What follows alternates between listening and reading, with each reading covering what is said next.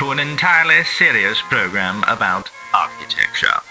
In this program, we examine architecture through the ages by reconstructing it in Minecraft. In today's episode, we'll be looking at sacred architecture, asking what is it that makes a building sacred in the first place. Our focus will be the Roman Basilica and the Gothic Cathedral.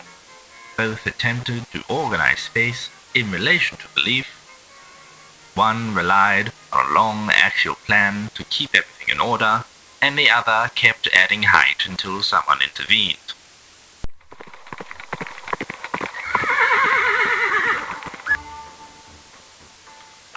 The Romans, renowned builders, enthusiastic administrators, and very fond of straight lines. The basilica was one of their most effective architectural inventions, long, open, and organized along a single central axis. It was designed to manage people efficiently within a large interior space. Courts were held here, administrative business took place here. People gathered here to do very Roman things. This required a building that was clear, legible, and difficult to misinterpret. Basilicas were typically built alongside the forum, placing them at the center of civic life. Architecturally, the basilica is a rectangular building organized around a central nave. This nave is flanked by one or more sides of aisles, separated by rows of columns. The roof rises higher over the central space, allowing light to enter through a clerestory window. At one end of the building, an apse usually contained a raised platform. This is where the magistrates sat, overseeing legal proceedings. The architecture made it clear who was meant to be listened to. During the reign of Constantine, monumental Christian basilicas were constructed using the same basic form. Over time, the basilica became the standard model for Christian worship across the Mediterranean and Europe. The architecture did not change immediately. What changed was what it was used for. In short, the basilica worked because it already worked. Gothic architecture will take a rather different approach.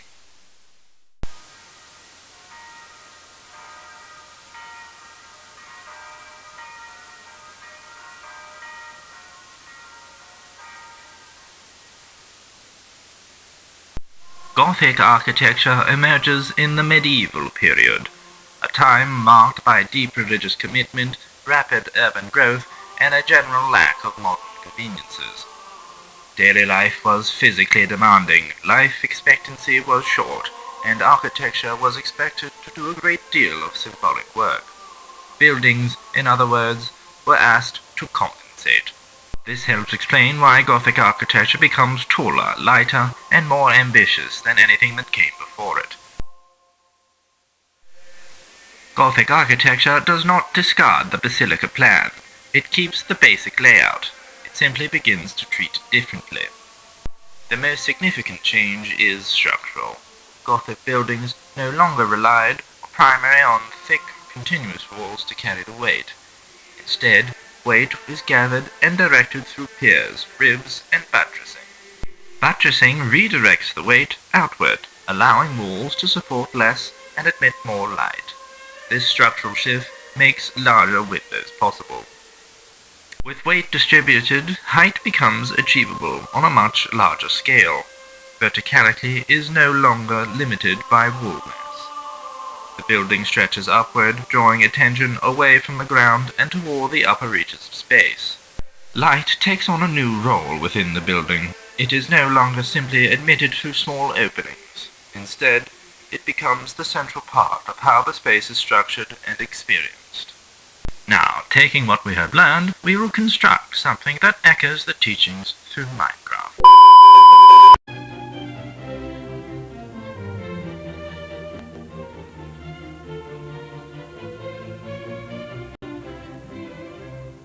You don't think he's actually going to build this thing, do you?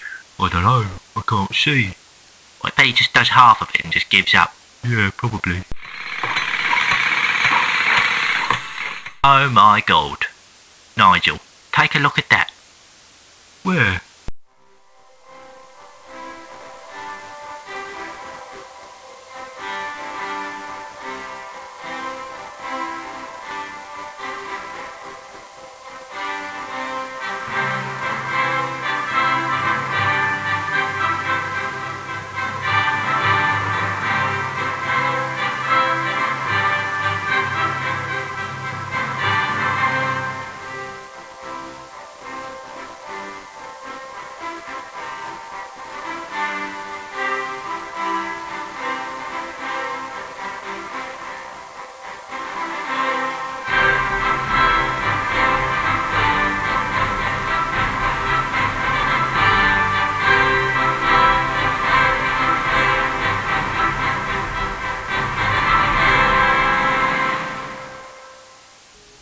begin at the front facade.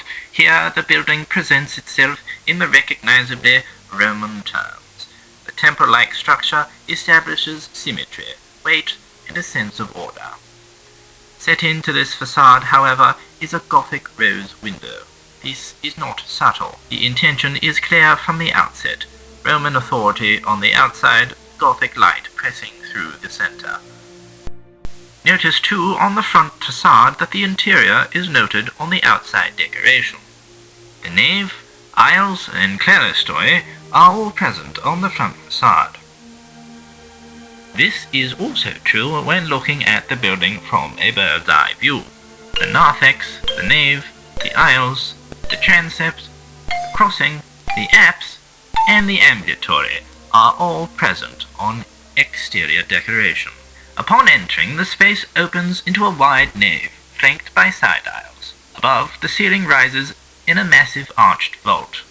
The vault emphasizes scale and enclosure, drawing the body forward while keeping the space unified beneath a single structural gesture.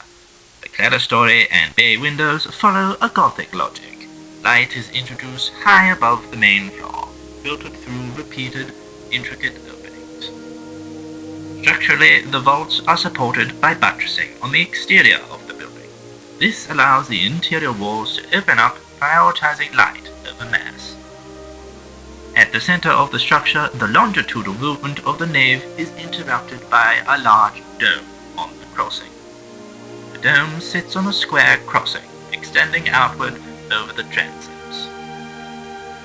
This is a deliberate shift in architectural language. The transepts themselves take on a more Roman character. Half-domes extend outward from the central dome, stepping down in scale. This recalls the spatial logic of buildings such as the Hagia Sophia, where the domes are layered to create a sense of expansion, rather than height alone. Moving past the crossing, the Gothic language resumes. The nave and side aisles continue toward the apse, maintaining vertical emphasis and rhythmic repetition. Here the building returns to forward motion, but with a heightened sense of light and openness. The apse opens into a brightly lit ambulatory. The ceiling is gilded in gold, reflecting light from the surrounding windows. The space feels less enclosed, less linear, and more expansive. The floors are intricately designed in the Roman polychromatic variatus style. Throughout the building, Roman and Gothic elements are not blended for decoration, but placed in conversation. Solidity and light, order and ambition, containment and expansion. The result is not historical reconstruction, but an architectural argument. It is worth noting that this building is not functioning as a secular structure.